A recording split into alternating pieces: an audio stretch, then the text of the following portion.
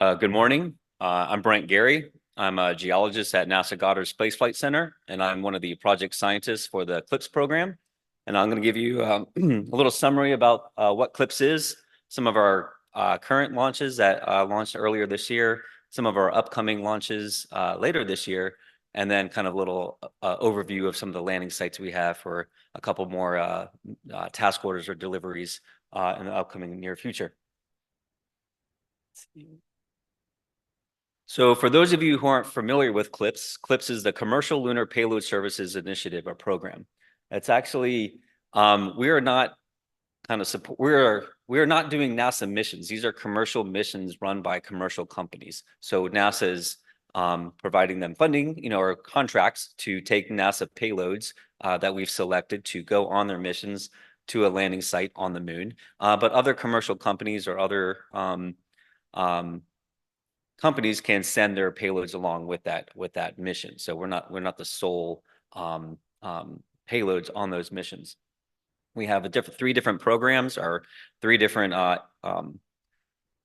offices that kind of help run CLPS, the SEO, the PMPO, and CLPS. And so they kind of manage the structure of the selection of the payloads, manage the payloads themselves, and also coordinate the payloads between the vendors and the payloads and the science to make sure the mission kind of gets off and running. We have 14 different commercial vendors that can apply or compete for contracts for these different task orders. And currently we have over 50 different payloads or payload suites that are manifested on these different payload deliveries. We have at least 10 delivery sites right now with more on the way coming up for several different missions or commercial missions. So earlier this year, we did have 2 launches. We had Astrobotics Peregrine 1 mission, or Mission 1, and we had Intuitive Machines also TO2 IM-1 mission. So the Astrobotic mission had 5 different NASA payloads on it, and it was intended to land near Sinus Viscositatis, which is at the lunar plains or volcanic plains at the base of the Gruth-Eisen domes.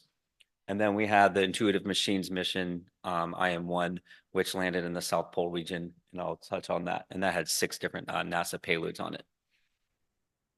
So here's the Astrobotic lander, the Peregrine lander. It launched on January 8th, 2024, and then had a controlled re-entry in the South Pacific, just north of New Zealand, on January 18th. So it didn't make it to its the moon, its intended landing target, due to a propulsion kind of anomaly that didn't allow it to make it to the moon, but it did spend 10 days in space.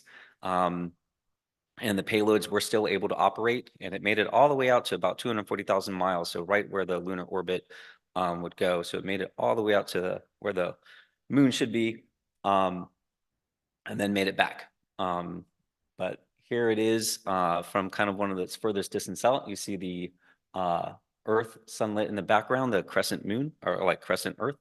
And talking with Maria, who was one of the project scientists, I was able to work the mission.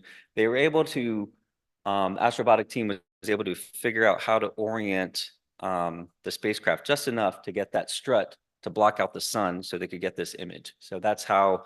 So even though the mission didn't make it to the moon, they still learned a lot about space operations, the spacecraft, and how to do the operations throughout the mission. So that's kind of some of the successes that still came out of the mission itself.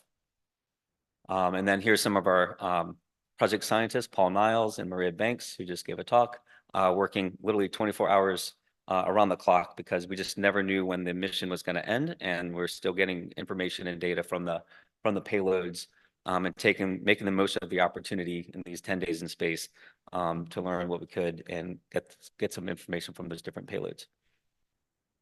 Here's the Intuitive Machines 1 lander. It launched on February 15th, and after 7 days in transit, landed on February 22nd, 2024, and with an end of mission then on February 29th, so about 7 days on the surface. So here's a picture of the lander from orbit. Kind of see the beautiful moon down below. And then on the landing, one of the struts did break. So that kind of tilted it just a little bit. but still it made it to the moon on the soft landing. And here's one of the final images sent back with a slightly little crescent Earth way in the distance here, but you can see the beautiful landscape there. So the landing site itself was in the South Pole region, just about 80 degrees north up here. So, and then 80 degrees south and 1 degree east. And here it is relative to the Shackleton crater here, but this is where it landed. And here's the NAC image. We were able to locate the lander itself, kind of right on the rim of this degraded crater, about 12-degree slopes. And here's IM1 right here. You see the deep shadow coming off it for IM1. So it made it to the moon, which is awesome. So it's we're off to a start. Upcoming later this year, we have Firefly, their Blue Ghost Mission 1, which is task order 19D. And Maria Banks is the project scientist on that one, so you can ask her all about it. This one's landing in the volcanic plains of Marcrisium, near a little volcanic cone right up here. It has a lot of payloads on it. I won't go through all of them, but here's a family portrait or a yearbook portrait of all the different payloads that will be on it, including the Lister drill, which will look at the thermal conductivity of the moon, and these little LTC LMS probes that are going to launch out about 15 to 20 meters each. And those are also going to be on the CP12 mission to Schrodinger Basin. So here's those payloads. We also later this year have Prime 1, the Polar Resources Ice Mining Experiment. This is Intuitive Machines' second mission, or IM2 mission.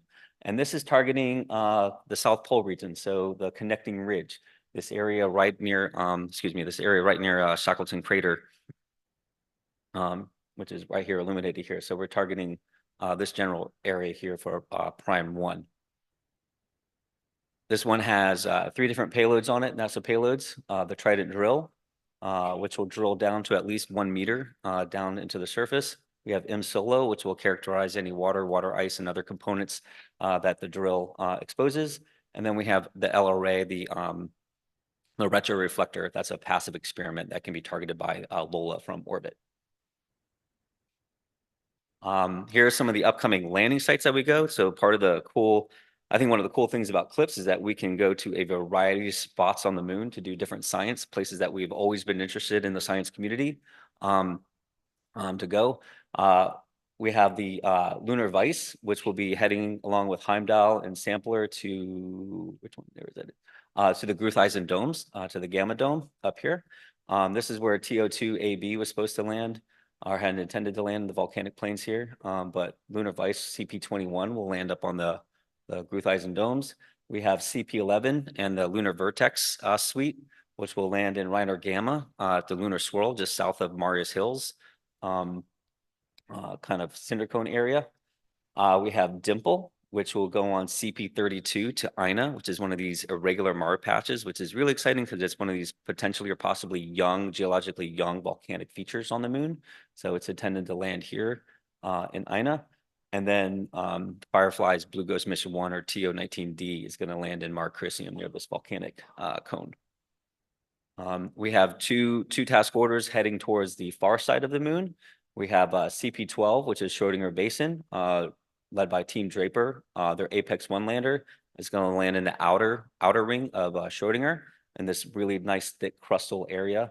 One of the main payloads we have on that mission is going to be, or that delivery is going to be, the far side seismic suite. So we'll have a set of seismometers that will last hopefully up to a year, intended to last up to a year, surveying moonquakes on the far side of the moon, as well as a drill, the Lister drill, the LTC probes, and Lucy Light.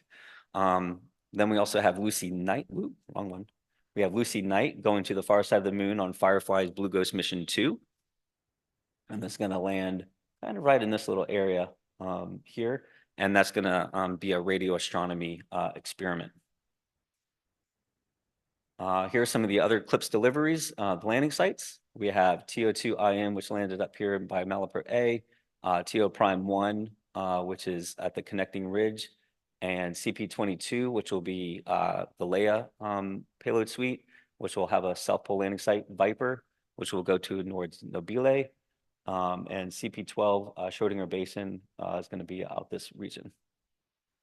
We have, if you want to explore any of these payloads or missions overviews, please go to NASA CLPS website. And here's another one where you can go and look at all the different payloads and their science objectives in a little bit more detail at these different websites. So with that, I'll answer any questions you may have.